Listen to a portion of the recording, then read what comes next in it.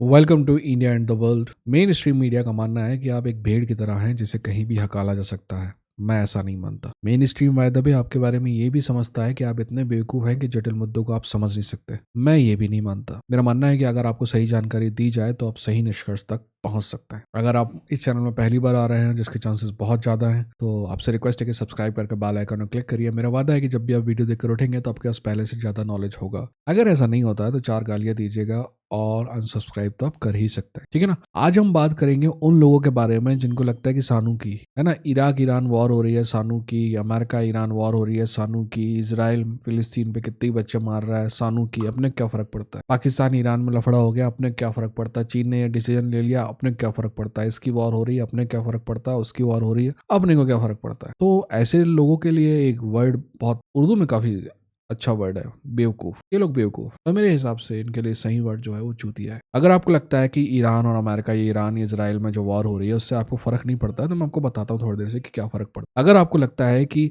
Russia और Ukraine वाली जो वॉर हो रही है उससे आपको फर्क नहीं पड़ता, तो मैं आपको बताऊंगा कि क्या फर्क पड़ता है। दुनिया में हर जो चीज हो रही है वो आपकी जिंदगी में, जो इंडिया के एक छोटे से शहर में रहने वाला एक इंसान है या गाँव में रहने वाला इंसान है, उसकी जिंदगी में फर्क डालती है। ये आपको आपका मीडिया नहीं बताता है, क्योंकि उसको लगता है कि आप इतने समझदार है ही नहीं आपकी ये चीज़ों को समझ पाए। मैं आपको बहुत सरल शब्दों में समझाने की कोशिश करूंगा, ठीक है। और समझाने का सबसे बेहतरीन तरीका यही है कि आपको कुछ एग्जाम्पल दिए जाएं। सबसे पहले बात कर लेते हैं अभी लेटेस्ट जो काम चल रहा है, ईरान अमेरिका कह लें आप, या ईरान इसराइल वॉर। आपको लगता है ना कि इससे आपको जिंदगी को फर्क नहीं पड़ता है। मैं आपको समझाता हूँ कि आपको फर्क पड़ता है। देखिए, ईरान अगर किसी भी कॉन्फ्लिक्ट में शामिल होता है ना, सबसे बड़ा नुकसान जो होता है पूरी दुनिया को वो ये होता है कि ईरान का ऑयल प्रोडक्शन जो है वो कम हो जाता है या लगभग खत्म हो जाता है, तो उससे ऑयल की कीमतें बढ़ जाती हैं। ऑयल की कीमतें बढ़ने से क्या होता है, एक्चुअली अगर पेट्रोल या डीजल की कीमत बढ़ती है ना, अगर 1 रुपए भी बढ़ती है तो आपकी सब्जी महंगी हो जाती है, आपके अंडे महंगे हो जाते हैं। हर वो सामान जो आप किराना दुकान में लेने जाते हैं ना, उस पे फर्क पड़ता है ऑयल की कीमत बढ़ने से। आप में से कुछ ये आर्गुमेंट दे सकते हैं कि यार आजकल तो, क्योंकि ना हम अमेरिका के दबाव में आके हमने ईरान से ऑयल लेना बंद कर दिया। बाय द वे, बहुत इंटरेस्टिंग डिसीजन था ये, है ना। ईरान आपको सस्ते में ऑयल भी दे रहा था, ना सिर्फ सस्ते में ऑयल दे रहा था बल्कि बार्टर सिस्टम था। वो आपका ऑयल आपके ही पैसे में खरीद रहा था, रुपए में खरीद रहा था, और तो और वो रुपए कहीं और थोड़ी खर्च करता, आपके यहाँ ही खर्च करता। बट फिर भी आपने ऑयल खरीदना बंद कर दिया ईरान से। कारण कभी ना कभी पूछेंगे क्या आप अपनी सरकार से कि आखिर ऐसा क्यों किया। ईरान सस्ते में दे रहा था ऑयल, फिर भी आपने क्यों नहीं लिया। और जबकि ईरान ने कभी बहुत लंबे समय से, अभी नहीं, बहुत लंबे समय से भारत को लगातार ऑयल प्रोवाइड किया है। हमारी जो रिफाइनरीज हैं वो ईरानियन ऑयल के लिए ऑप्टिमाइज्ड है, फिर भी ऑयल खरीदना बंद कर दिया। खैर, अगर आपका आर्ग्यूमेंट ये है सब मिला के कि भाई हम तो ईरान से ऑयल खरीदना बंद कर दिया, हमको क्या घंटा फर्क पड़ता है, तो मैं आपको बताता हूँ कि कैसे फर्क पड़ता है। मान लीजिए कि ईरान से आपने ऑयल खरीदना बंद भी कर दिया, तो भी स्ट्रेट ऑफ हॉर्मुज जो है उसको बंद करने की ताकत रखता है ईरान। और अगर स्ट्रेट ऑफ हॉर्मुज बंद होती है ना, तो दुनिया का 20% ऑयल जो है वो फ्लो होना बंद हो जाता है, क्योंकि वहीं से होके जाता है। अब आप कहेंगे कि ये 20% ऑयल में तो पूरी दुनिया को फर्क पड़ रहा होगा। नहीं, ये जो 20% ऑयल जो दुनिया का जाता है ये मोस्टली सदर्न एशिया में आता है, यानी हमारे पास आता है, चाइना के पास आता है, आगे जो देश है उनके पास जाता है। तो अगर स्ट्रेट ऑफ हॉर्मुज बंद करता है ना ईरान इस लफड़े की वजह से, तो भी आपको नुकसान होता है। अब आप बोलेंगे कि हाथ कंगन को आरसी क्या, पढ़े लिखे को फारसी क्या। आप जाइए और थोड़ा बहुत तो मेहनत आपको भी करनी पड़ेगी। व्हाट्सएप से नॉलेज अगर आप ले रहे हैं तो फिर आपको कोई नहीं सुधार सकता। एनीवेज, थोड़ी सी मेहनत कीजिए।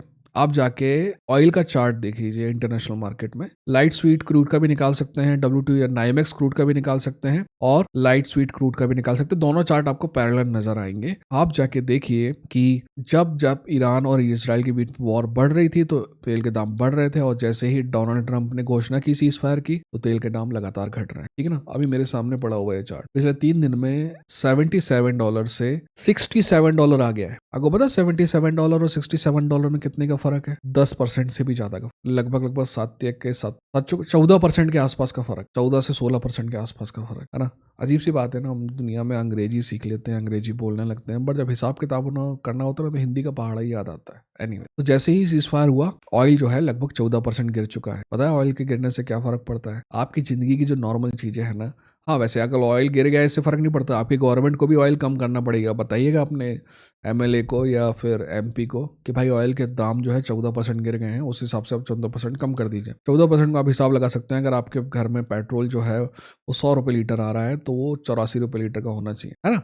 अजीब सी बात है ना, सरकार जब भी दाम बढ़ते हैं तो दाम बढ़ा देती है, पर जब गिरते हैं तो गिराती नहीं। एनीवेज, ये आपका और आपकी सरकार के बीच का मामला, मैं बीच में, ठीक। अगला एग्जाम्पल हम ले लेते हैं। फिलिस्तीन और इसराइल के बीच में वॉर। वैसे वॉर ये है नहीं, है ना, एक साइड कोई आर्मी नहीं है, दूसरे साइड दुनिया की सबसे एडवांस आर्मी में से एक है, तो ये वॉर नहीं है, एक तरफा मैसेकर है ना। ये अजीब सी बात है ना, आपकी मीडिया ने आपको इतना बेवकूफ़ बना दिया कि आप उन लोगों को हीरो समझ चुके हैं जिनके 1200 लोग मरे, 1200 में से भी 700 लोग उनने खुद नहीं मारे, राइट, हनीबल डॉक्ट्रिन के तहत, वो आपके लिए हीरो हैं।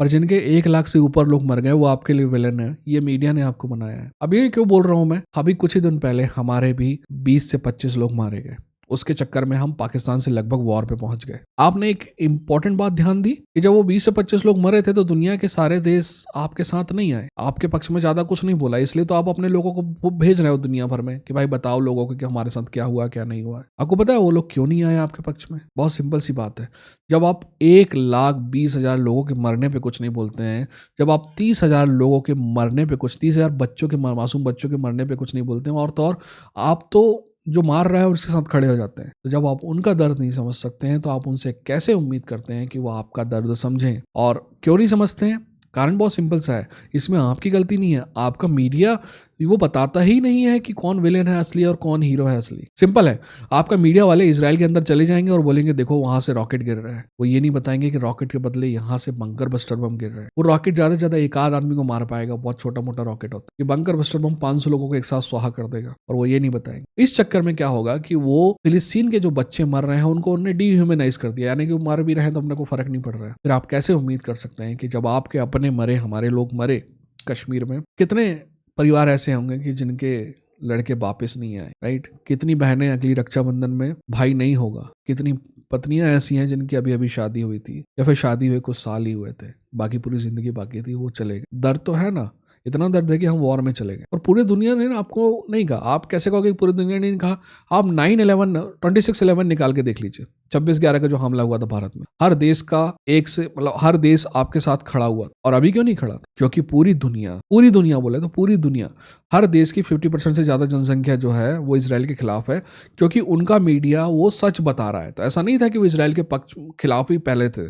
जैसे 7 अक्टूबर 2023 में जब हमला हुआ तो सारी की दुनिया के हर एक आदमी जो है इसराइल के पक्ष में था, हमास के खिलाफ था। पर जैसे जैसे सच्चाई सामने आती गई, फर्क बदलता गया, लोग इसराइल के खिलाफ होते गए, बोले कि तुम जो कर रहे हो बहुत ही अति कर रहे हो। पर हमारे देश में ऐसा नहीं हुआ, कारण आपका मीडिया इसराइल को हीरो बताता है ना।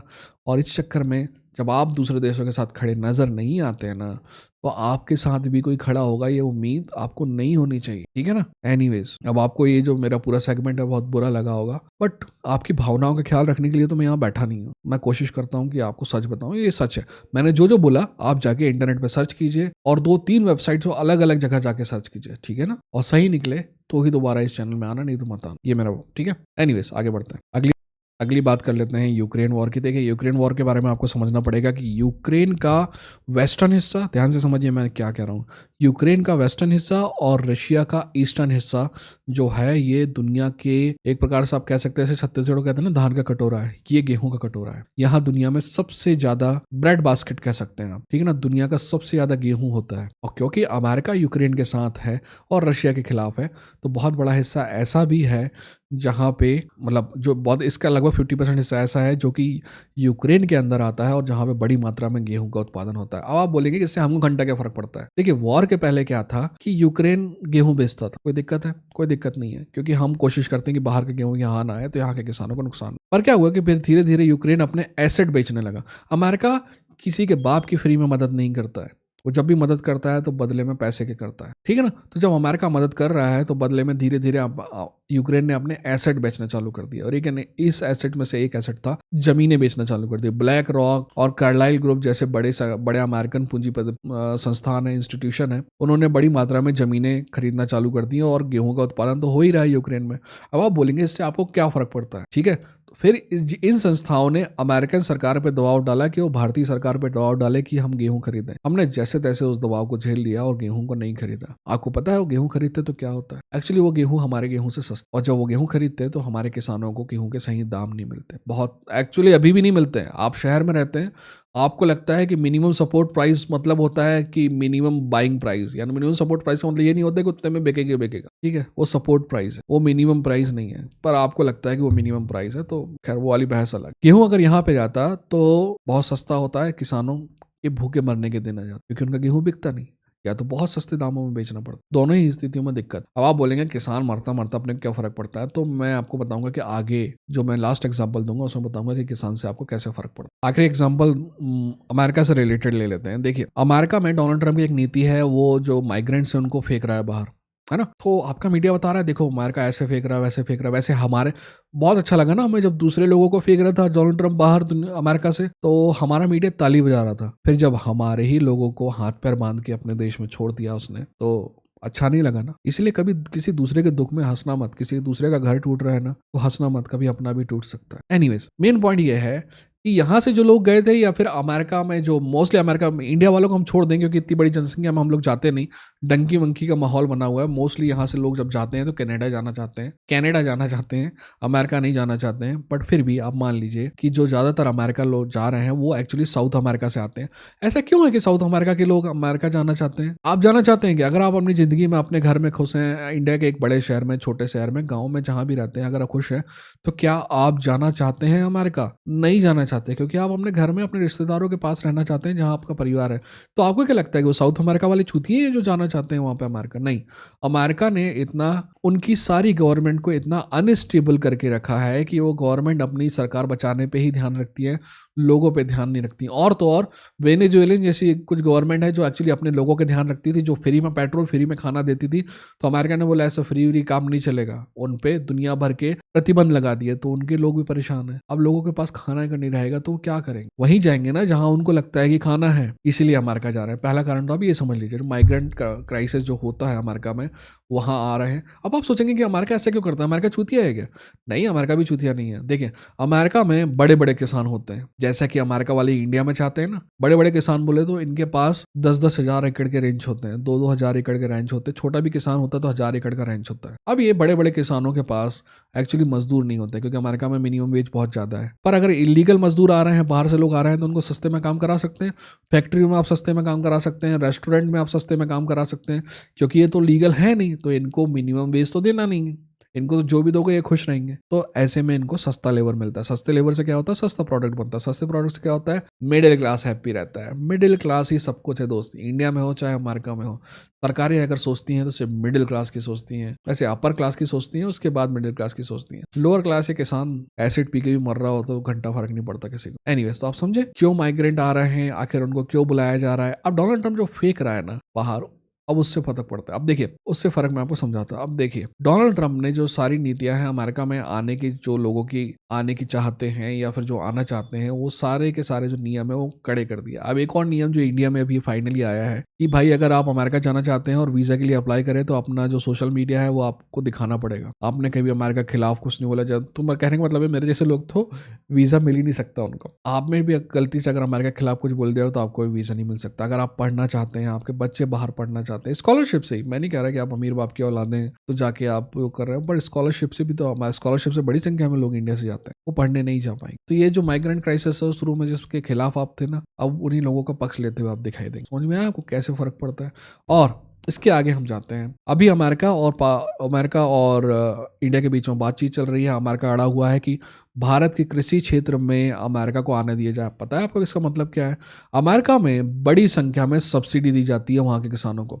अमेरिका वाले चाहते हैं कि हम अपने किसानों को सब्सिडी ना दें, बट अमेरिका में बड़ी संख्या में सब्सिडी। वैसे अपने किसानों को सब्सिडी देके कोई एहसान नहीं करते हो आप। मैं आपको बता दूं कि किसान एक्चुअली आप मिडिल क्लास को सब्सिडी देते हैं, किसान को सब्सिडी नहीं दी जाती है। कभी आप क्वेश्चन अगर कमेंट सेक्शन में आके करते हैं तो मैं आपको समझाऊंगा कि गेम कैसे चलता है ना, कैसे ये महंगाई का गेम चलता है, कैसे किसान को हमेशा गरीब रखा जाता है, कैसे ये तय किया जाता है कि किसान के खेती से जो आय हो रही है उसमें कभी जिंदा रह ही ना पाए, और उसकी आय इतना लिमिटेड रखा जाता है कि जिसमें बस घर का काम चल जाए, वो कभी रईस ना हो पाए। एनीवेज, ये सारी बात की बात हम वापस आते हैं। तो अमेरिका चाहता है कि कृषि क्षेत्र में उसको एंट्री मिले। अमेरिका की जो फसलें हैं उनके दाम काफ़ी कम है। कारण ये है कि अमेरिका की फसलें जो होती है वो हाईली सब्सिडाइज फसल होती है, ठीक है। वहाँ पे ऑयल की सब्सिडी है, दुनिया भर की सब्सिडी है। उस वजह से उनके जो दाम होते हैं वो सस्ते होते हैं। ये भारत सरकार बहुत पहले से समझती है, इसीलिए हमने एंटी डंपिंग ड्यूटी लगा रखी है। एंटी डंपिंग लॉ होते हैं, यानी कि आप अपना अनाज हमारे यहाँ डंप नहीं कर सकते। बट अमेरिका इस बात पर अड़ा हुआ है। अब आप सोचेंगे किसान मरता तो मरे, हमको सस्ता अनाज मिलेगा, हमारा आटा सस्ता हो जाएगा, हमारा चावल सस्ता हो जाएगा। आप सोचिए कि किसान को अगर पैसा नहीं मिलेगा ना, तो किसान एक लौती चीज किसान ही नहीं है, वो इंडिया का सबसे बड़ा ग्राहक है। इंडिया का 65% ग्राहक किसान है। ये जो ट्रैक्टर खरीद रहे हैं ना, ये जो बाइक खरीद रहे हैं, ये जो कार खरीद रहे हैं, राइट, किराना का सामान लेते हैं, साबुन लेते हैं, इनकी सबसे बड़ी तादाद किसानों की है। अगर इनके पास पैसा नहीं होगा ना, तो ये कुछ नहीं खरीदने की औकात में रहेंगे। और अगर ये कुछ नहीं खरीदने की औकात में रहेंगे ना, तो वो चीज बनाने वाली जो सारी फैक्ट्रियां हैं उनके मजदूरों को पहले भगाया जाएगा, उसके बाद अपर मैनेजमेंट को भगाया जाएगा। आप बोलेंगे कि आप हमको क्या फर्क पड़ेगा, हम तुम्हारा बाप तो सरकारी नौकरी में है। आपका बाप भले ही सरकारी नौकरी में होगा, बट जब इन सारी चीजों को बनना बंद हो जाएगा तो टैक्स भी बनना बंद हो जाएगा। फिर सरकार सोचेगी कि आपके बाप को तनख्वाह कहाँ से, फिर वो बोलेगी कि काम करो, तुम वीआरएस ले लो, वॉलंटरी रिटायरमेंट सिस्टम सर्विस ले लो और जाओ यहाँ। यानी कि ऑल इन ऑल क्या है, इस पूरे वीडियो का मतलब क्या है कि हर चीज से फर्क पड़ता है, हर एक चीज से फर्क पड़ता है। और अगर आपको लगता है कि नहीं पड़ता ना, तो आप निहायत ही बेवकूफ किस्म के आदमी, और आपके लिए मैं कुछ कर नहीं सकता। ठीक, चलिए मिलते हैं अगले वीडियो के साथ। ये था इंडिया एंड द वर्ल्ड। ध्यान रखिए, नॉलेज इकलौती ऐसी चीज है जो आपसे कोई चुरा नहीं सकती। ठीक है।